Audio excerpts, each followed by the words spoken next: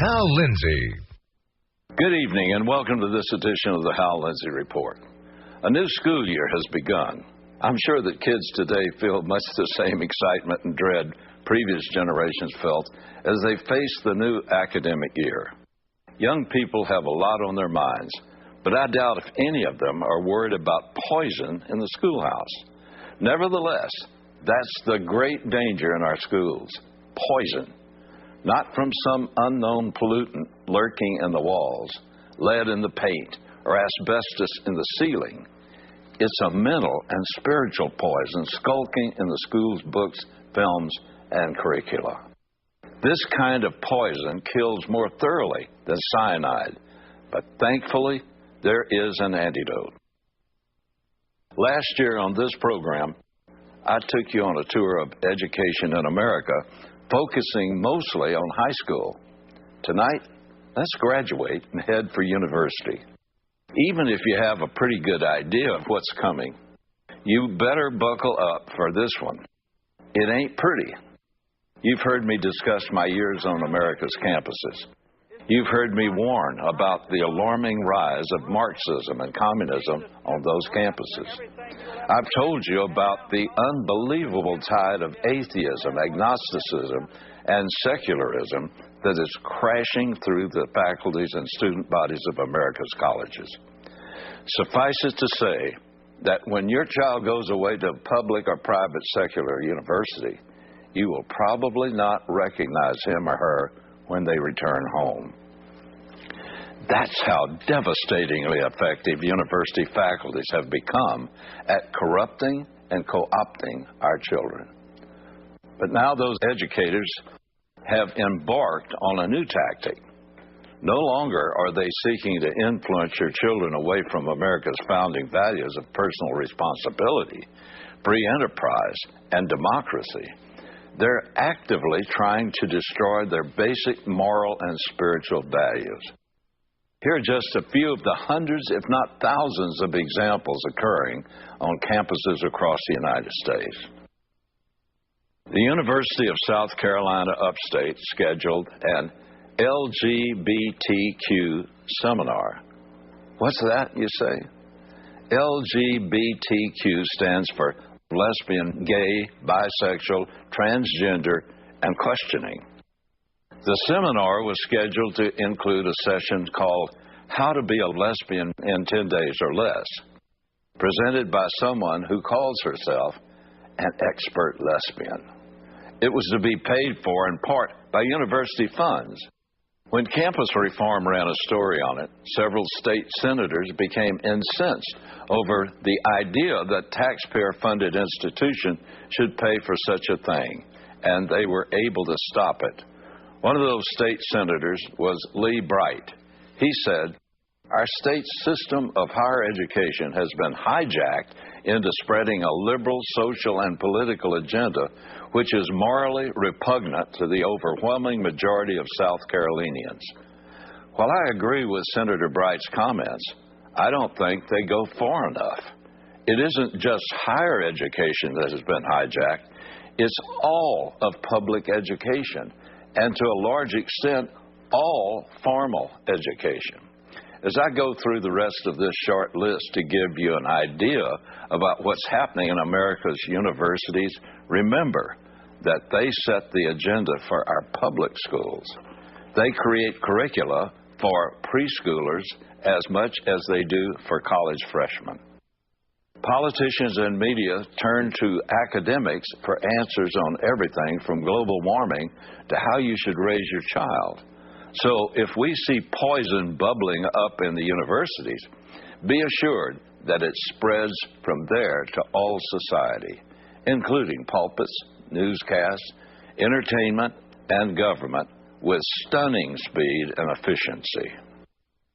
In May, an event at the University of California at Los Angeles, or UCLA, encouraged students to perform a certain sexual activity instead of studying for finals. They held a workshop entitled, "Finals Can Wait, Masturbate," sponsored by a group that calls itself the LGBTQIAA and progressive sorority. Unbelievable, but true. That stands for, now get this, lesbian, gay, bisexual, transgender, queer, questioning, intersex, ally, and asexual. At this rate, it can't be long before bestiality and pedophilia will be among those represented in these bizarre coalitions. But they're not only allowed on today's campuses, they're encouraged by school administrations. Today, it's common for universities across the nation to sponsor campus-wide observance called Sex Week. Such events usually feature seminars on various forms of sadomasochism and other things, the titles of which would have been enough to make a sailor blush just a few years ago. Now, I'm a former sailor, so I can testify to that. It's outrageous. The University of Tennessee uses student fees to pay for the week of debauchery. The state legislature had to intervene to allow students who don't want to support such activities to opt out of having their student fees used for the event. Tiffany Leeper, founder of Girls Against Porn and Human Trafficking, said, "The university is potentially violating Tennessee law by not reviewing the content of Sex Week in depth and materials brought by those invited. The university is also violating the Department of Education's civil rights letter of finding requiring policies that prohibit sexual harassment-related activities that create a hostile and sexually charged environment for females on campus." Is it surprising, with all the emphasis on sex, as if it were the one and only true pleasure in life, that there is today an epidemic of rape on campus? At Oklahoma State, students are now required to take a sexual assault course. How bad have things become when a major university concludes that young people come to its campus, have gone from birth all the way to college, and still need to be told that rape is simply wrong? Of course, why should we expect anything less from a culture that sees right and wrong as merely relative concepts subject to change depending on circumstances and environment? At Chico State University in California, the local chapter of InterVarsity Christian Fellowship has been found guilty of discrimination for requiring the group's leader to be a Christian. Imagine the audacity of a Christian club that wants to be led by Christians. As a result, InterVarsity, which has been active on American campuses since 1938, has now been de-recognized by all 23 schools in the California State University system. At graduations across country last spring, universities gave special graduation cards to gay and lesbian graduates. Mount Holyoke College in Massachusetts, hitherto an all-women's college, has officially adopted a policy that will allow them to admit anyone who simply identifies as a woman. I wonder what happens if a guy's feelings about his femininity change at mid-semester. Can he at least finish out the term? Following a major cheating scandal in 2012, a new study of Harvard students shows that 17% admit to cheating in academics. Since cheating and lying are first-cousin offenses, we can assume that a lot of cheaters also lied, and that the number of cheaters is higher than 17%. The influence of Harvard graduates is wildly disproportionate to their numbers. Probably more than any other university, their alumni run the country. That makes this a frightening statistic indeed. I believe that one of the worst things you can do with your money is give it to a secular university. Wonderful Christian people often put these institutions in their wills, sometimes giving millions to universities already reeking of money. And despite the beautiful buildings and overpaid football coaches, the main thing these donors are helping the institution to do is corrupt the young. How much wealth do state universities have? enough that they can heedlessly throw cash to the wind. In 2012, Bill Clinton spoke at UCLA. They gave him $250,000 for one speech. If an organization can afford to pay someone $250,000 an hour, do they need your money? Then this year, UCLA invited Hillary Clinton to speak. Her fee? $300,000. And the next 2 years, you can expect to hear Hillary and Bill all over television and live appearances across the country and not pay a dime.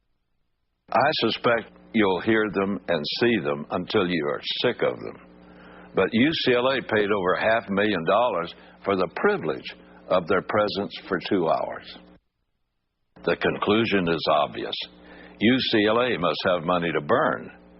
David Campbell, a professor at Grinnell College, is full of praise for the way the Chinese government is handling the country's pollution problem. He said, authoritarian governments can make rapid decisions. Sometimes they're benign. More often than not, they're malignant. But by and large, I think the Chinese government in the last few decades has been very enlightened. Why American academics love communist countries is beyond me.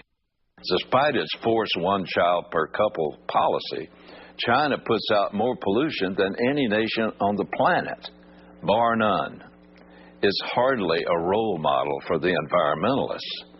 Professor Hilary Mann Leverett of American University appeared on MSNBC not long ago and made the startling claim that anti-Semitism doesn't exist in the Middle East. Either the professor is misinformed or disingenuous, neither of which are complimentary for someone considered an expert in foreign policy in the Middle East. As far as I know, she still has the job. She's still teaching kids, and her position continues to imply that she is an intellectual role model. Still talking about anti-Semitism, Ms. Leverett went on to say, there's no history of that in the Middle East. There's not this deep-seated Arab-Jewish or, Muslim-Jewish animosity. And on we go through the looking glass, down the rabbit hole, and into the dark mind of modern academia, where good is evil and evil is good, and where people who did not like to retain God in their knowledge have been given over to a debased mind to do those things which are not fitting. I'll have more on the treacherous influence of America's universities in future programs. For now, we need to uphold in prayer our children who are attending those colleges and earnestly pray for those who are called to minister to America's students. There's a mighty spiritual war being fought on those campuses, and it will determine not only our nation's future, but the eternal destinies of millions of our children. Become prayerfully aware of what our schools and universities are teaching our children. For Christian parents, it will probably be a terrifying awakening. Take action now before it's illegal to protest. Your children's and grandchildren's futures are at stake.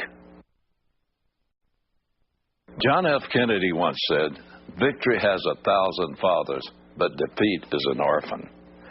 The disastrous American foreign policy of the last few years has even its architects disclaiming it. Most observers believe that the Islamic State, also known as ISIS, has succeeded at least partly because of the vacuum created when U.S. forces left the country 3 years ago. And at the end of most of America's wars, we have left a contingent force on the ground. In Iraq, we didn't, but we should have, and now everyone knows it. President Obama understands this. He has often explained that he was unable to negotiate an acceptable agreement with the Iraqis that would have allowed some U.S. troops to remain. In other words, the president is blaming the situation on a failure of diplomacy, primarily his own.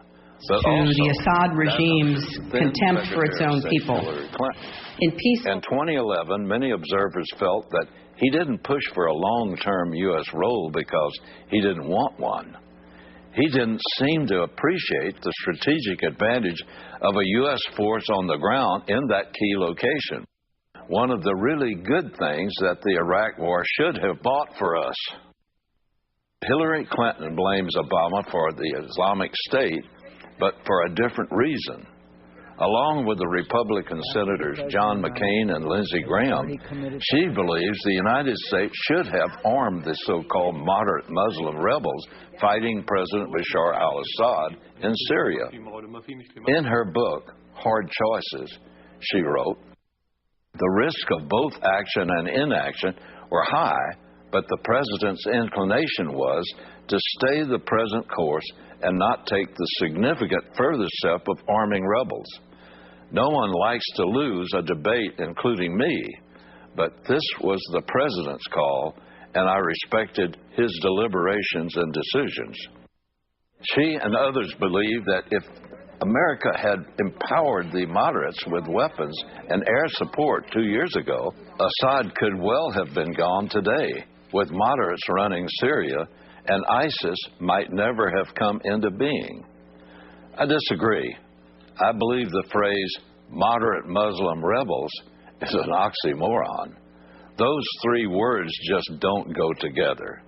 If we had given the so-called moderate rebels all the weapons Senator McCain asked for at the time, and if we had fully supported those rebels with airstrikes, I think it would have all been to the benefit of the Islamic State.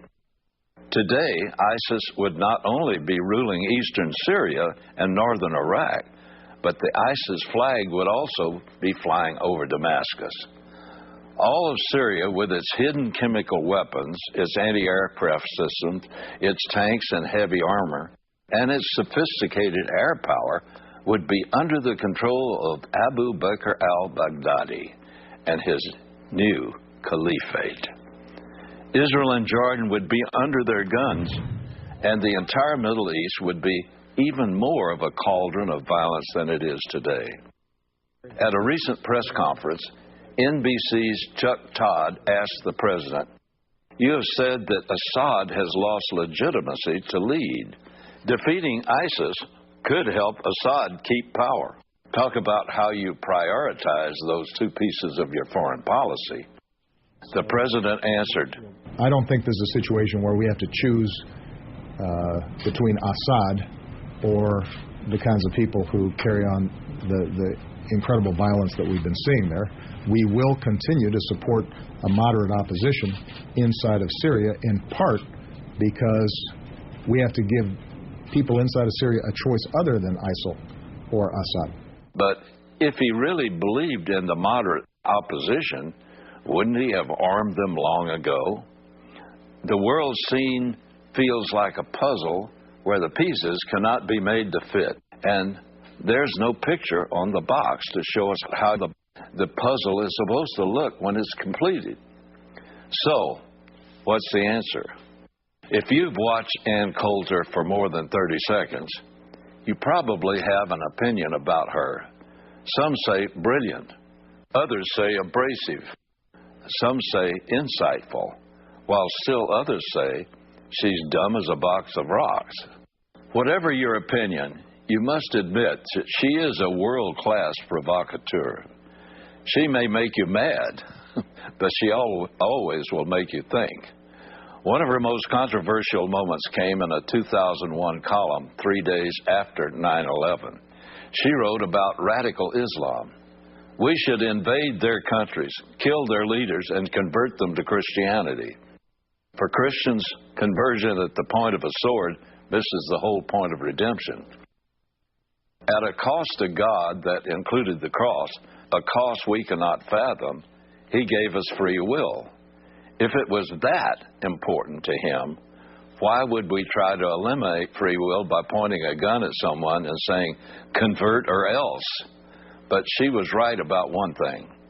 Jesus is the answer. A few weeks ago, Ms. Coulter wrote about Kent Brantley, the doctor with Samaritan's Purse, who contracted Ebola while serving the people of West Africa. Coulter wrote, can't anyone serve Christ in America anymore? No, because we're doing just fine. Then she enumerated some of America's problems to show that we're not really doing just fine, and that American Christians have plenty to do right here at home. She's right that America desperately needs the gospel, but she doesn't understand the Great Commission, which begins in our own backyard, but extends to the uttermost part of the earth. Part of Coulter's response to 9/11 was to force Muslims to convert. So she clearly sees conversion of Muslims as the key. Well, a quarter of the world's Muslims live in Africa. Forced conversion does not work. You can force Christianity onto people's lives, but not into their hearts. But Hebrews chapter 4, verse 12 says, "The word of God is living and powerful, sharper than any two-edged sword, piercing even to the division of soul and spirit, of joints and marrow, and is a discerner of the thoughts and intents of the heart." That's the sword we Christians use to convert people. Ephesians chapter 6, verse 12 says, "Our struggle is not against flesh and blood, but against the rulers, against the powers, against the world forces of this darkness, against the spiritual forces of wickedness in the heavenly places." The battle is spiritual. As young David told Goliath in 1 Samuel chapter 17, verse 47, "The Lord does not deliver by sword or by spear, for the battle is the Lord's." Zechariah chapter 4, verse 6 says, "Not by might nor by power, but by my Spirit, says the Lord of hosts." Even though Ms. Coulter thinks the key is to convert Muslims, she equates missionary service to Christian narcissism. She implies that missionaries in Africa are a waste of money. Even from an entirely secular perspective, that's not true. If not for the Christian missionary movement of the last 2 centuries, the African continent would be solidly and radically Muslim today. In the year 1900, there were only 9 million Christians in all of Africa. Today, there are well over 330 million. If present growth patterns continue, there will be 633 million Christians in Africa by 2025. And they stand on the front lines against Islam. A few years ago, conservative commentator Michael Medved said something astounding on his radio show. This Jewish man said the best thing people can do for the future of the world is to give money to Christian missionary organizations. Even from his non-Christian perspective, it made sense. In the entire world, only the gospel of Christ can stand against radical Islam. From a Christian perspective, it's even more obvious. We hold in our Bibles and in our hearts the antidote to Islamic jihad. It's called the truth. And in the Bible, truth has a name: Jesus. He said, "I am the truth." We must send the gospel. We must send it over the airwaves and in great meetings, but we must also share the gospel person to person in America and around the world. Jesus said, "This gospel of the kingdom shall be preached in the whole world for a witness to all the nations, and then the end shall come." The whole world includes the Muslim world. It includes North Korea, China, and even American universities. I said at the beginning of this program that there's an antidote for the lies that poison our classrooms. That antidote is the truth. It's Jesus. Can the Lord use you and your friends in this great undertaking? As Jonathan said to his armor bearer, "The Lord is not restrained to save by many or by few." Yes, He wants to use you. In Matthew chapter 9, Jesus Himself gave us a prayer request. "The harvest is plentiful," He said, "but the workers are few. Therefore, beseech the Lord of the harvest to send out workers into his harvest. With the right field standing before us, we are each to pray that prayer, and we're also to be the answer to that prayer.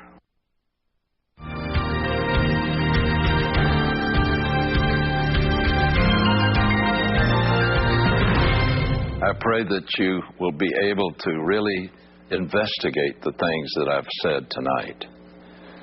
Well, folks, God willing, I'll see you next week.